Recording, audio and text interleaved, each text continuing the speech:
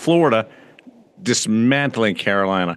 Yeah. I'm shocked. I truly thought that this was going to be a long, deep, competitive series.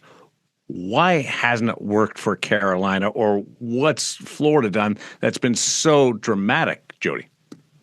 I think if you watch Carolina throughout this playoffs, they've not allowed teams to get to their game. Example, Washington.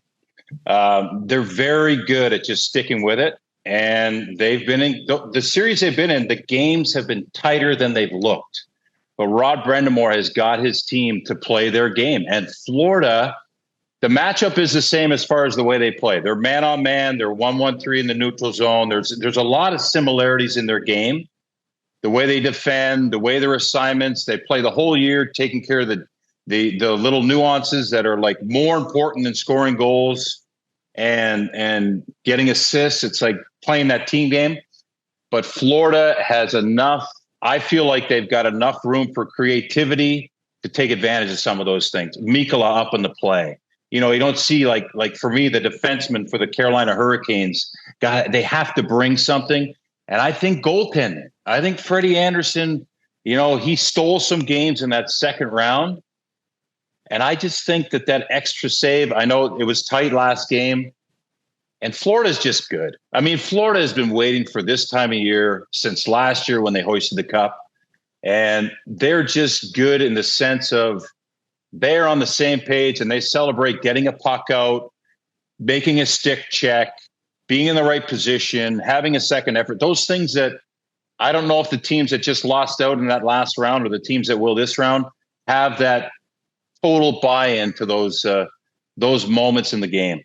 So do you actually think Carolina is playing Carolina Hurricane hockey? No, they can't get to it. I think that they want to get to the Carolina Hurricane hockey, but I think the patience that they have to get on the score sheet is costing them. That's how good Florida is. I think that and when I say patience, it means Rod Brindmore has them buying into staying with their game for the entire game. But I think there's moments in this series where Aho is getting pushed around and challenged by Tkachuk. He's not used to that. I mean, that's a different game. And he seems to be biting into that. I feel like if they could just focus on their game, get the early goal, that's a key for them, get the first goal, because then they can settle into that defensive game for 4 lines and 6D and kind of protect it. But they're not getting to it because they're not getting that scoring to get them over the hump. And they're just not, they're getting away. They're getting distracted. And I feel like they have to try to really focus on their short mindset, which is just stick with it. They're like a well-oiled machine. Just stick with it. Just keep pushing. Just keep going. It'll crack. It'll crack. They're not able to do it. I appreciated Rod Brindmore singling out the veteran players after game 3. Highlighting how effective his young players have been, but saying we can't have that. As a veteran player, how do you think that is taken inside that room? That could go either way. I mean, this is a team that's asked a lot of the entire season. Everyone knows they play a very hard, up-tempo, demanding system. I think that group is fed up with being kind of this second round, can't make it to the next level of a team. But I look at their leadership and I think they can't match up against this Florida Panthers. Their tenacity, they're ferocious on pucks. Then you have to face Bobrovsky. They've got Big D. They're frustrating to play against. I feel like they feel like they're running into a wall. So, I understand what he's saying, but I'm not sure they have the capability. He obviously thinks they do have the capability, the ability to get to that level. He expects more from them. But I think in those battles, Florida's game plan to wear them down is working. So that's why I worry about that comment. It's like, okay, we know you want us to do more. We want to do more. How do we do it?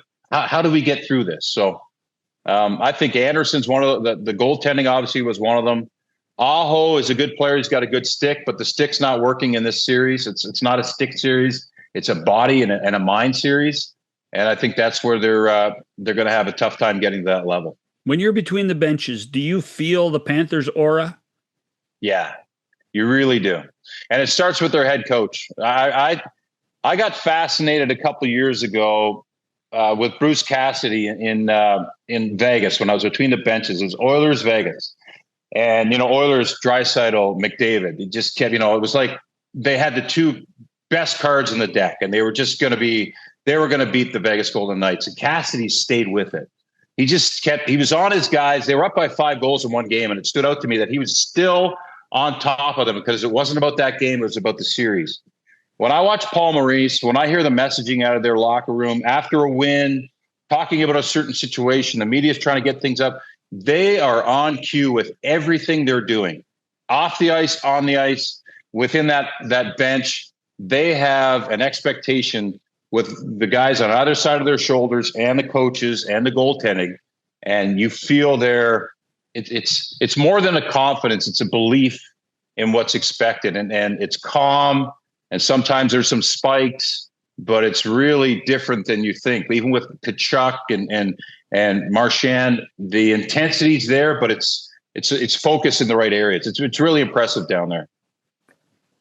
I'm not sure Florida does all this without the acquisition of Brad Marchand. And I wasn't sure. Are you going to throw Seth Jones in there too? I mean, holy smokes. True. He's been good too. But the Brad acquisition, like he wasn't going to play a lot in the back half. So part of me was like, why, Bill, why are you doing this? And now I understand Bill Zito, why he did that. It's fascinating, right? I mean, you look at Eichel to Vegas. That to me still is fascinating. How you get a guy like Eichel, but Brad Marchand it's interesting when I talked to him a couple weeks ago. He'd never been traded. Everything was new. He was still making mistakes in the neutral zone. He was laughing at himself. And the one thing I asked him, because there's a couple things to worry about when you pick up a player, but how quick is he going to fit in? Right. How quick is he going to be himself? To me, Stamkos took 70 games this year to realize, he wasn't the captain of the Nashville Predators. Roman Josi was. Where does he fit in? But Brad Marchand said, that was the easiest part. He said, I started ribbing guys within a week. They understood me right away. I don't stop talking anymore. The hardest part for him was he was away from the team while he was injured, practicing on his own. And he's a guy that feeds off, his energy is feeding off teammates and being the guy that upsets the apple cart. That was a key for him. The rest of it, he developed. He's smart enough to play it. He's bought in. But that's the type of player, like when you get a guy like that who comes in and plays on your third line and plays a different role and accepts it and brings it. But Darren, to your point, he is a catalyst to a lot there because there's a fresh air to how he approaches the game. Let's also remember, trade deadline was after Four Nations. The one thing we learned at Four Nations was Matthew Tkachuk is hurt. And Bill Zito was smart enough to know that, hey, we may not have Matthew Tkachuk at 100%. So we need somebody else to fill that void at a certain point. And a guy like Brad Marchand, yes, was available because, he only wanted to go 2 places, right? Marchand said he would only play in 2 places, Toronto or Florida. And they got a deal done in Florida. So all of a sudden, Brad Marchand's not only filling the void that you talked about, Jody, but he's also filling the void of Matthew Tkachuk for the last 20 games of the regular season.